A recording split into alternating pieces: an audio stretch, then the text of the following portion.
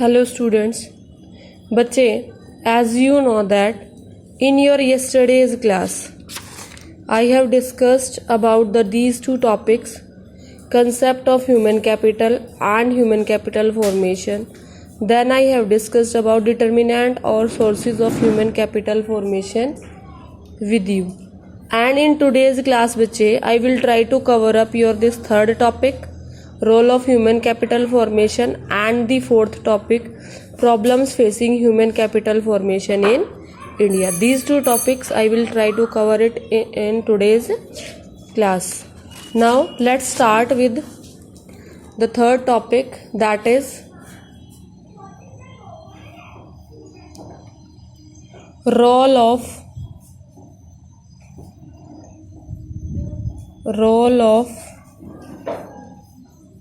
human capital formation. Clear? This is the topic which we will discuss today, and this topic can be also called with another name, that is human capital formation and economic growth. Means what we can say that what is the role, what role does human capital formation plays in the economic growth of a country. जो human capital formation का topic मैंने आपको बताया है वो किसी country को grow करने में किस तरह से हेल्प करता है. This we will try to study in this topic. The first point which will help in explaining this, पहला पॉइंट जो हमें इस चीज को एक्सप्लेन करने में हेल्प करेगा बच्चे, that is your change in emotional and material environment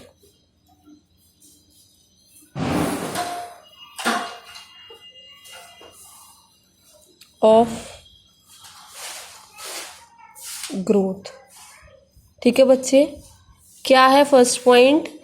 change in emotional and material environment of growth. Emotional means our emotional strategy. बेटा जो हमारे इमोशंस होते हैं हमें इमोशनली स्ट्रॉन्ग बनाती है ये चीज़.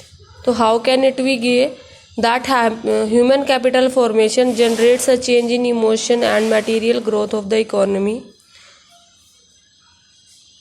as per emotional environment. What do we feel by emotional environment? As per emotional environment,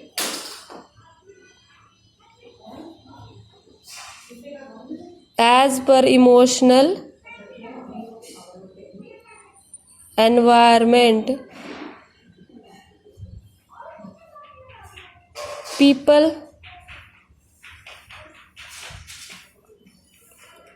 tend to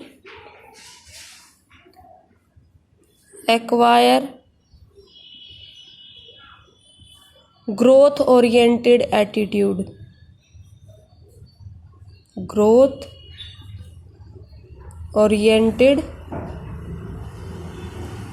attitude. And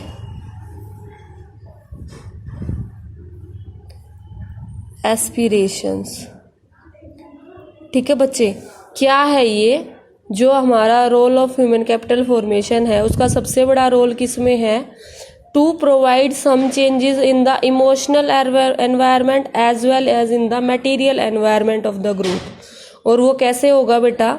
जब हम किसी पर्सन के अंदर जब इमोशनल एनवायरनमेंट उसका चेंज होता है तो वो पर्सन ना बेटा बैकवर्ड फीलिंग नहीं होती उसके अंदर और डिप्रेशन में वो नहीं जाता है, बल्कि उसकी फीलिंग्स कैसी हो जाती है? Growth oriented. वो सिर्फ और सिर्फ अपनी ग्रोथ के बारे में सोचता है. और जब एक इंसान अपनी ग्रोथ के बारे में सोचेगा तो बेटा वो इनडायरेक्टली जब एक इंसान ग्रो करेगा तो उसके आसपास का एनवायरनमेंट भी ग्रो करेगा, और इनडायरेक्टली एक कंट्री भी ग्रो कर सकती है। ठीक है बच्चे, understanding this. And in this the second point which they are telling about material environment. So as per material environment, what happens in this material environment? In this material environment, beta, what is happening in this material environment? In this, the society becomes growth oriented. This material environment helps in growth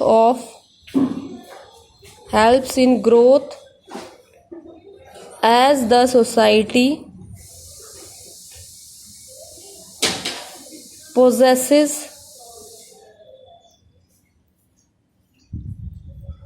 higher number of skilled and trained workers to implement the plans and programs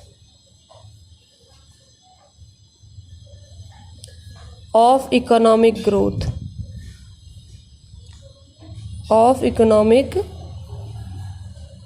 ठीक है बच्चे। अब देखिए, जो ऊपर first heading थी इस point की कि role of human capital formation के दो मेन रोल होते हैं। The first one is change in emotional environment, second one is change in material environment. Means emotional growth होती है पीपल की, और उसके अकॉर्डिंग फिर वो सोसाइटी को ग्रो करता है। जो मटेरियल एनवायरनमेंट है बेटा, material environment means our society related growth. अब आप खुद ही बताइए, खुद सोच के देखिए। मान लो एक फैक्ट्री है और उस फैक्ट्री के अंदर 10 स्किल्ड लेबर्स हैं, ठीक है। और due to human capital formation, अगर वो फैक्ट्री ह्यूमन कैपिटल फॉर्मेशन के जो कल मैंने आपको 5 to 6 पॉइंट्स बताए थे उसके अकॉर्डिंग स्ट्रेटजी अप्लाई करती है, तो बच्चा 1 महीने बाद या 2 महीने बाद जो स्किल्ड वर्कर्स की जो प्रोपोर्शन है वो मान लो 100 हो जाता है। और तो आप देखिए, जब 10 स्किल्ड वर्कर्स थे तो उसकी पोजीशन थोड़ी लो होगी, उसका ग्रोथ रेट कम होगा। जब उसके अंदर 10 की जगह पे 100 स्किल्ड लेबर्स हो गए हैं और वो जो वर्कर्स जो है अच्छे से वर्क कर रहे हैं विद एक्सपर्टाइज एंड एफिशिएंसी, तो अपने आप में वो कंपनी ग्रो करेगी। और जब ऐसे ही एक एक करके किसी कंट्री की सारी कंपनीज और सारे जो इंस्टीट्यूशंस है वो ग्रो करने लग जाएंगे, ऑटोमेटिकली वो उस कंपनी की इकोनॉमिक ग्रोथ में हेल्प करेगा। ठीक है बेटा। Now second point, the second point is higher productivity of physical growth. Higher productivity of physical growth. जो ये higher productivity of physical growth है बच्चा, इसमें क्या होगा देखिए, जो है इससे क्या होंगे, higher productivity of physical capital, not growth, capital, higher productivity of physical capital. Physical capital कौन सी होती है?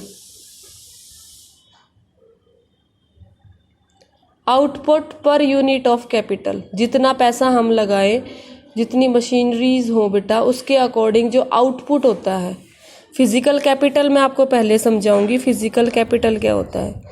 फिजिकल कैपिटल, फिजिकल कैपिटल का मतलब होता है output per unit of capital. Capital की जितनी यूनिट्स स्पेंड की जाए उसके अकॉर्डिंग कितना आउटपुट इंक्रीज होगा, कितना आउटपुट मिलेगा, that is called physical capital. अब आप देखिए, जब ह्यूमन कैपिटल फॉर्मेशन की वजह से number of skilled workers increase होंगे तो बेटा ऑटोमेटिकली जो है फिजिकल कैपिटल में इंक्रीज होगा, ठीक है। It will lead to increase in physical capital. और जब फिजिकल कैपिटल इंक्रीज होगा बेटा, जब फिजिकल कैपिटल बढ़ेगा तो क्या होगा, इकोनॉमिक ग्रोथ भी बढ़ेगी, इकोनॉमिक ग्रोथ भी बढ़ेगी, ठीक है बेटा। ये HCF क्या लिखा मैंने, human capital formation.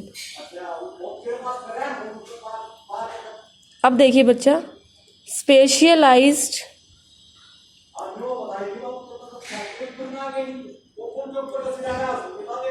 Engineers and skilled workers can certainly handle. Okay बच्चा, अभी तक मैंने आपको क्या बताया, जो HCF है ह्यूमन कैपिटल फॉर्मेशन, जब किसी कंट्री में कोशिश की जाती है ह्यूमन कैपिटल को फ्रेम करने की, फॉर्म करने की, उसके बाद उस कंट्री में, उस कंपनी में बेटा नंबर ऑफ स्किल्ड लेबर्स बढ़ जाते हैं, जो अच्छे से काम करते हैं, एक्सपर्ट्स होते हैं, उनकी संख्या जो है वो बढ़ जाती है। और उससे इनडायरेक्टली क्या होता है, उससे physical capital means output per unit of capital जो है वो इंक्रीज हो जाएगा। और जब बेटा ये एक इंडिविजुअल लेवल पे इंक्रीज होगा तो एक्यूमुलेट जब इसको करेंगे, इकट्ठा जब करेंगे, तो इकोनॉमिक ग्रोथ बढ़ जाती है, किसी भी कंट्री की इकोनॉमिक ग्रोथ जो है वो इंक्रीज हो जाती है बच्चे, ठीक है। Now is your the next one is your special. अब इसको हम लिखने की कोशिश करेंगे इंग्लिश में, how we can write it down in English, that is specialized engineers and skilled workers can certainly handle machines better than others। ये तो आप भी मानते होंगे, जब कोई स्किल्ड और स्पेशलाइज्ड इंजीनियर होगा वो मशीन्स को औरों की कंपैरिजन में अच्छे से हैंडल कर पाएगा, अच्छे से उसको यूज़ कर पाएगा। देन बेटा जब ऐसी कंडीशंस होगी तो इससे क्या होगा, इट एनहेंसेस का मीनिंग होता है increases. What is the meaning of enhances? Enhances का मीनिंग होता है increases. It increases productivity and accelerates the pace of growth, accelerates the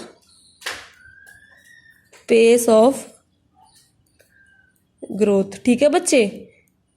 जो चीज़ मैंने यहाँ पर आपको फ्लो चार्ट के थ्रू समझाई थी वही सारा इसी पॉइंट में लिखा हुआ है।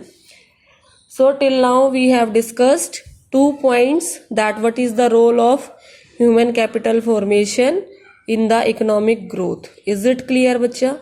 Okay, now I will be moving to your next topic, not topic, the next point. The next point will be, what will be your next point? Your next point will be बच्चे innovative skills, innovative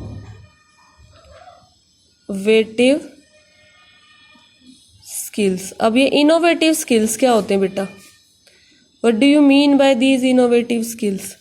innovative skills means किसी भी काम करने की नई तकनीकें। और नई तकनीक का मतलब ये नहीं है कि वो नई तकनीक जो है उससे क्वालिटी ऑफ जो काम है वो बेकार हो बेटा, वो अच्छी ही होगी। जब कोई इनोवेटिव स्किल्स हो साथ में क्वालिटी ऑफ वर्क भी इम्प्रूव हो जाए, that type of innovative skills we will talk about this.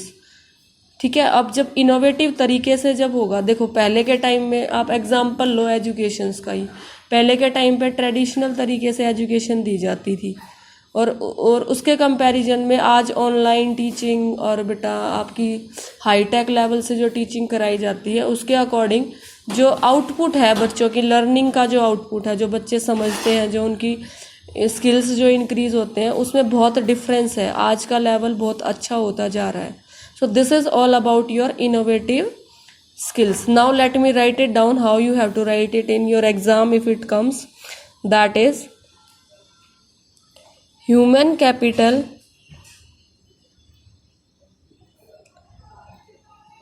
formation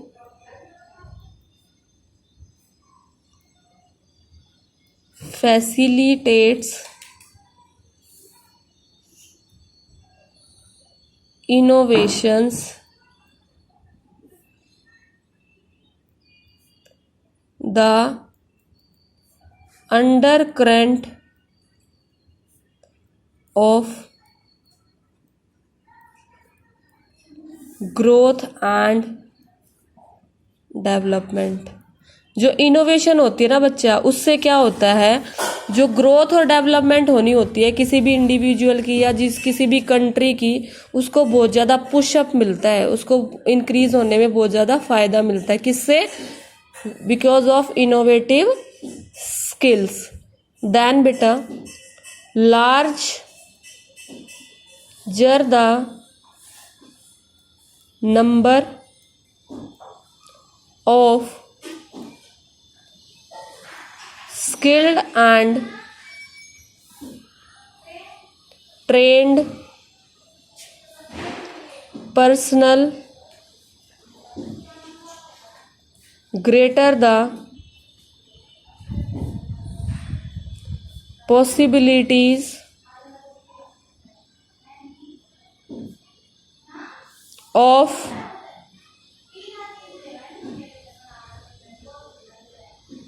innovations in the area of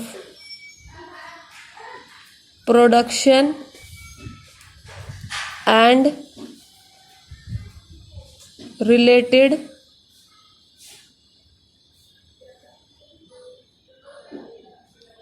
activities। देखो बेटा इस पॉइंट से हम क्या कहना चाहते हैं, larger the number of skilled labourers and trade person, जितने ज़्यादा स्किल्ड वर्कर्स की अवेलेबिलिटी होगी, greater the possibilities of innovation, उतनी ही ज़्यादा इनोवेशंस होंगी। वो लोग अपना अपना दिमाग लगाएंगे नई नई प्रोसेस करने में, नई नई तकनीक बनाने में, और उसी से क्या होगा, एरिया ऑफ प्रोडक्शन और रिलेटेड एक्टिविटीज़ जो है वो इंक्रीज हो जाएंगी। तो finally we can state a line that innovation in the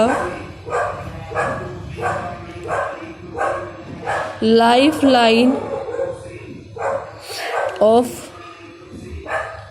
growth। हम ये कह सकते हैं इनोवेशन जो है वो लाइफलाइन होती है ग्रोथ की। ठीक है, ये आ सकता है आपके पेपर में, explain how innovation is the lifeline of the growth। It can come in your paper also by writing this statement। Then is बच्चा your fourth point, and your fourth point is higher rate of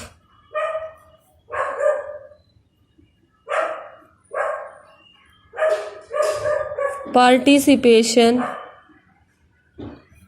and equality.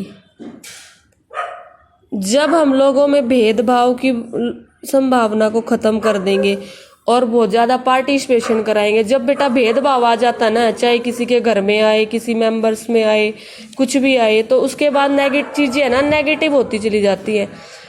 Her level पे, हर time पे हर एक person को अपनी बात कहने का right होना चाहिए और उनको जो है कोई भी कंपैरिजन उनके साथ नहीं करना चाहिए, बिकॉज सब इंडिविजुअल्स की अपनी कुछ सोच होती है। तो how this concept is related to your concept of HCF, that is human capital formation and your economic growth. कैसे करेगा ये? देखो, जब हम सबको इक्वालिटी देंगे तो किसी में हीन भावना नहीं आएगी, और जब हीन भावना नहीं आएगी तो बेटा वो बढ़ चढ़ कर हिस्सा लेगा काम करने में। क्या करेगा? बढ़ चढ़ कर हिस्सा लेगा काम करने में, और जितना ज़्यादा पार्टिसिपेशन होगा, उतना ज़्यादा पार्टिसिपेशन होने के बाद जो है जो ग्रोथ होगी बेटा किसी भी कंट्री की, जो भी चीज़ होगा, that will lead to higher levels. ठीक है बच्चे, हायर लेवल्स में इंक्रीज होगा। Now let me try to write all these things explain by enhancing productive capacities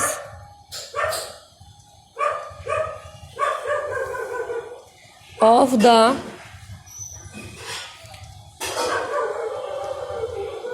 labor force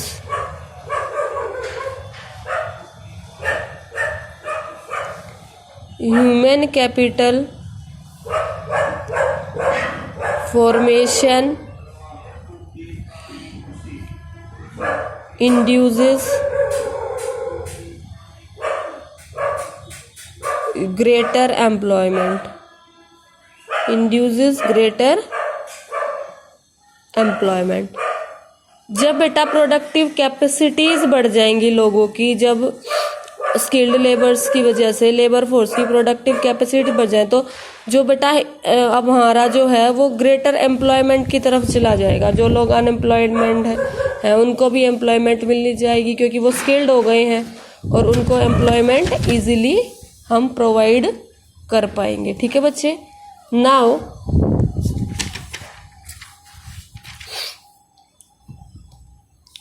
this increases the rate of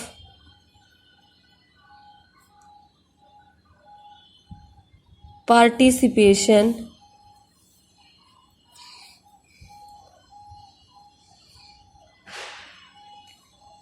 percentage of labor force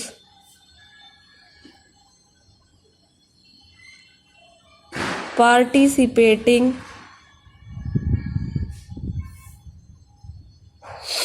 in the process of production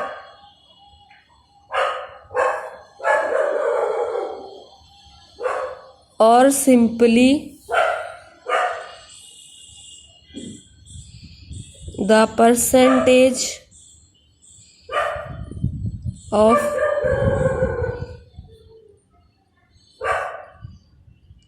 employment of the existing labor force. अब देखिए बेटा, यहाँ पर मैंने क्या लिखा है कि ह्यूमन कैपिटल फॉर्मेशन की वजह से जो लोग हैं, जो वर्कर्स हैं, लेबर फोर्स जो है, उसकी प्रोडक्टिव कैपेबिलिटीज़ बढ़ जाती हैं। इससे क्या होगा बेटा? रेट ऑफ पार्टिसिपेशन है, जो लोग वर्क फोर्स में जो उनका इंक्लूजन है वो बढ़ जाता है, जिससे एम्प्लॉयमेंट का परसेंटेज बढ़ जाएगा। और जब एम्प्लॉयमेंट का परसेंटेज बढ़ जाएगा तो फाइनली क्या होगा? higher the rate of participation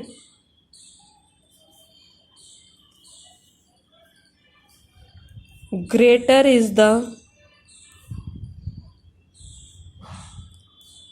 degree of economic and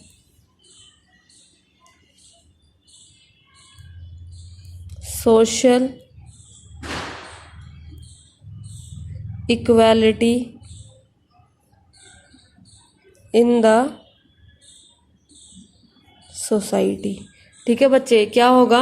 higher rate of participation हो जाएगा, ग्रेटर इन द इकोनॉमिक और सोशल इक्वालिटी जो बढ़ जाएगी, and finally lead to economic growth। ठीक है बच्चे, तो role of human capital formation के अंडर मैंने आपको 4 पॉइंट्स बताए हैं। Change in emotional and material environment of growth, higher productivity of physical capital, then is बच्चे innovative skills, and then is your higher rate of participation and equality. जब बच्चा आपके exam में ऐसे क्वेश्चंस आते हैं ना, तो आपको थोड़ा ना टेक्निकली वर्क करना चाहिए। कैसे, देखिए, जब ये क्वेश्चन आ जाए तो आप ऐसे पहले हेडिंग बनाइए, role of human capital formation, और इसको जितना इफेक्टिवली आप प्रेजेंट कर पाए, जितना इफेक्टिवली आप प्रेजेंट कर पाएंगे उतने ज़्यादा मार्क्स आप गेन करेंगे।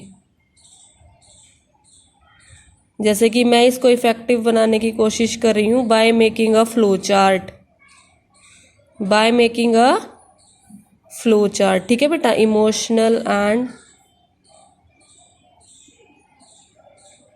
मटेरियल एनवायरमेंट, देन इज बच्चे सेकंड हायर प्रोडक्टिविटी ऑफ। अब वही चीज़ें रिपीट करूंगी जो अभी तक मैंने कराई हैं, बस सिंपल है, आपको पेपर में अटेम्प्ट करने के कुछ तरीके बताऊंगी मैं, और ये तरीके आप हर क्वेश्चन में यूज़ कर सकते हैं। ऐसा नहीं है कि सिर्फ इसी एक क्वेश्चन में यूज़ कर पाएंगे। ये टेक्निक्स होती है बेटा मार्क्स गेन करने की। क्या होती हैं? बोर्ड में जब कोई थियोरेटिकल चैप्टर होता है उसमें मार्क्स कैसे गेन करें, कैसे एग्जामिनर को हम इतना इन्फ्लुएंस करें कि वो हमें ज़्यादा से ज़्यादा मार्क्स प्रोवाइड करें। तो ये मैंने आपके सामने एक फ्लो चार्ट की फॉर्म में ये चारों पॉइंट लिखे हैं, आप भी देख सकते हैं अब ये कितना इन्फ्लुएंसिव लग रहा है। एक तो ये मेथड हो सकता है, one can be this method. Another क्या हो सकता है बेटा, आपका दूसरा मेथड क्या हो सकता है, देखो आप ऐसे कर सकते हैं, आप एक सर्कल लेंगे, इस सर्कल के अंदर आप लिखेंगे बहुत सुंदर सुंदर role of human capital formation.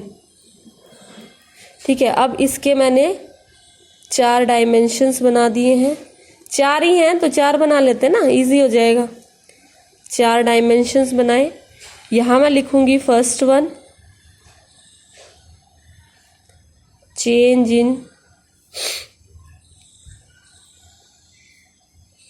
Emotional and material environment. आप डिफरेंट टाइप के कलर्स भी यूज कर सकते हैं, अपने क्वेश्चंस को कितना ज़्यादा इफेक्टिव बनाएंगे उसके लिए आप डिफरेंट स्ट्रेटजीज यूज कर सकते हैं बेटा। अब देखो मैं सेकंड वाला लिखूंगी हायर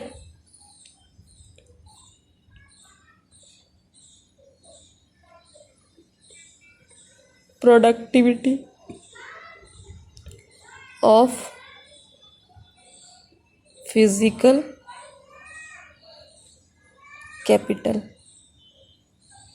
देखना अब कितना सुंदर लगेगा आप लोगों को ये, और ये सारी टेक्निक्स आप यूज कर सकते हैं अपने एग्जाम शीट्स को बहुत ज़्यादा वंडरफुल बनाने के लिए। कलर्स भी आप यूज कर सकते हैं बेटा, only those colours which are allowed by the board.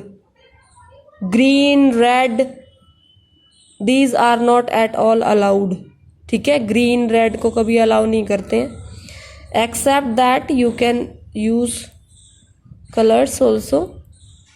Higher rate of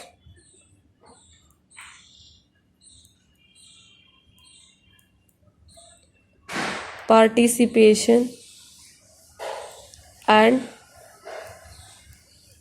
equality.